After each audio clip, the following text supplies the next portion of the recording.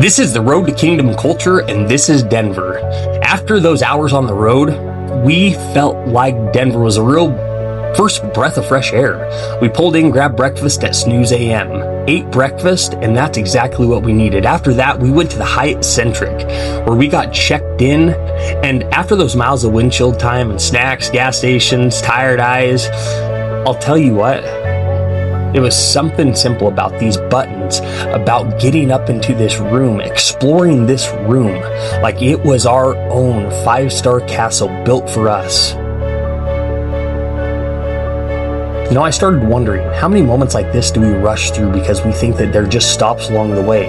What if they're not just stops? What if these are little pieces of life that PJ is going to remember? We had to explore this room. Okay. We are in the room. Isn't that a nice little room, huh? Yeah, it does smell good.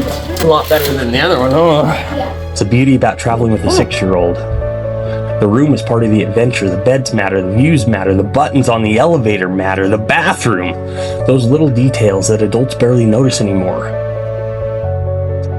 And then we decided to head out and explore the city of Denver for a little bit.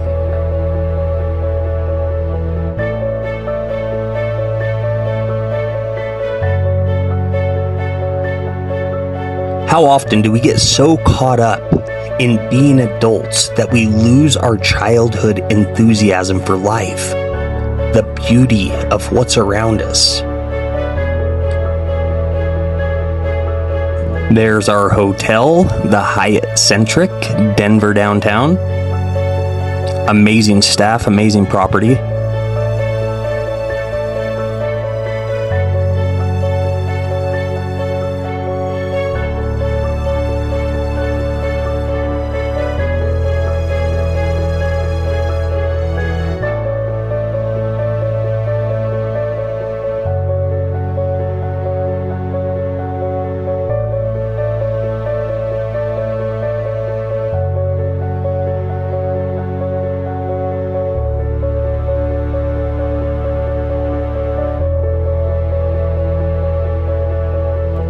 Denver really is a beautiful city.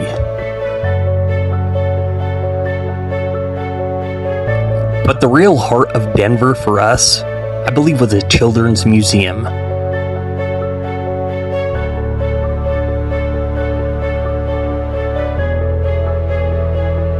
That place was incredible, and watching PJ run, build, climb, create, explore, and ask questions reminded me of something that I never want to forget. Children are naturally wired for wonder. They don't need a perfect plan. They don't need everything explained ahead of time. They just need to step in, to try things, touch things, build things, mess things up a little bit, laugh, learn, and try again. And isn't that what growth is supposed to look like? I'll tell you what, watching him in there made me ask, what if learning was never supposed to be boring? What if curiosity, what if it's one of the greatest gifts that God gives a child? And what if one of the greatest tragedies of adulthood is that we let life beat that curiosity out of us? PJ wasn't worried about looking silly. He wasn't wondering if he was doing it perfectly. He wasn't even comparing himself to anybody else in the room. He was just fully alive.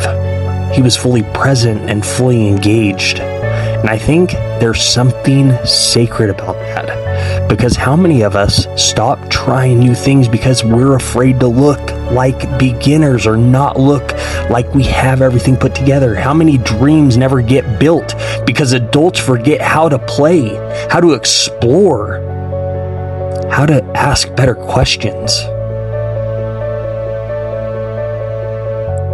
And you know what? As his dad, I just kept thinking, this is leadership too. Not the kind with a stage, not the kind with a microphone, not the kind where everybody claps at the end. This is the kind of leadership that happens when we are on our knees next to our son, helping him figure out something. I literally just went on that and it shot me out the end so far. see my backside there? Holy cow. I'm 235 pounds lying down this. Ooh. Oh my gosh. Maybe me messing up a little bit because fatherhood's not supposed to be perfect. It's supposed to be about protecting and being present. There were moments in that museum where I could see PJ's mind working. He would try something, pause, look at it, ask a question, and then try again. And I thought, man, this is how confidence is built. Not by getting everything right the first time, but by being given a safe place to try, a safe place to fail, a safe place to wonder, and a safe place to become. And maybe that's one of the biggest lessons Denver gave me. What kind of environment am I creating for my son? Am I creating a place where he feels rushed, corrected, and controlled? Or am I creating a place where he feels seen, guided, and challenged, and loved? Because culture, I can promise you, it doesn't happen in churches and businesses and communities. Culture starts in the home. It starts in the way that we speak, the way that we respond, the way that we listen and lead. This is why this journey is called the Road to Kingdom Culture. Because kingdom culture isn't just something that we talk about, it's something that we build. And look at this, PJ handing that nicely to that girl. I'll tell you, that makes a dad proud. So I have a question for you. How many of us are walking around with gifts from God, but we're too afraid to use them because somewhere along the way we were rushed or criticized or ignored or made to feel like trying wasn't safe? That's why fatherhood matters, why presence matters, why moments like this, they matter so much. Because I'm not just raising my son to behave, I'm raising him to believe he's loved, to believe he's capable, to believe God made him with purpose, to believe that he can walk into the world with courage and humility at the exact same time. And I don't want to miss that. I don't want to be so busy building a life that I miss the life God's already placed right in front of me. And at the Children's Museum, I watched PJ climb, build, run, slide, imagine, and create. But more than that, I watched him become, little by little, moment by moment. And maybe that's what kingdom culture, that's what it starts with. Not a platform, not a microphone, not a perfect family photo, but a father paying attention, a child feeling seen, a moment being stewarded instead of rushed.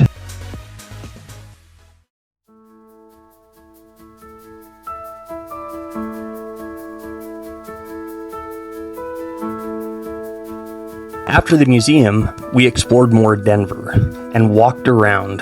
I'll tell you, Denver had some amazing places to explore, some cool places to walk around, to see.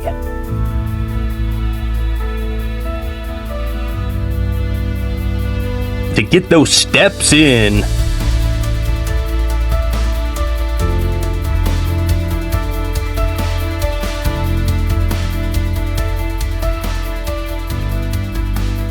And of course, a little bit of dancing along the way.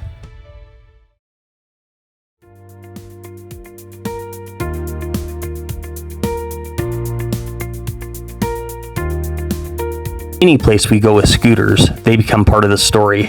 And I'll tell you right now, riding through a city with your son while trying to look confident and also make sure nobody gets launched into traffic is a whole different kind of fatherhood workout. But wasn't that part of the fun?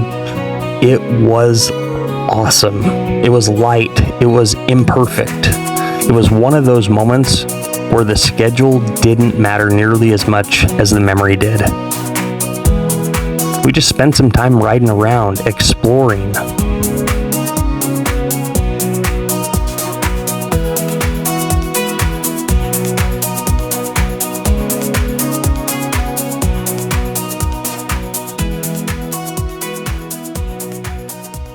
And then we ended the night at Casa Bonita. And listen, Casa Bonita is not just a dinner. It's bright, it's loud, it's wild, weird, colorful, almost impossible to explain unless you've actually been there. It felt like stepping into a story. And then after that, man, we were ready for bed. What a long day. I'm glad it's bedtime because we're we're exhausted and we're getting ready to go to bed. It's like 8:40 and we'll be up tomorrow morning bright and early.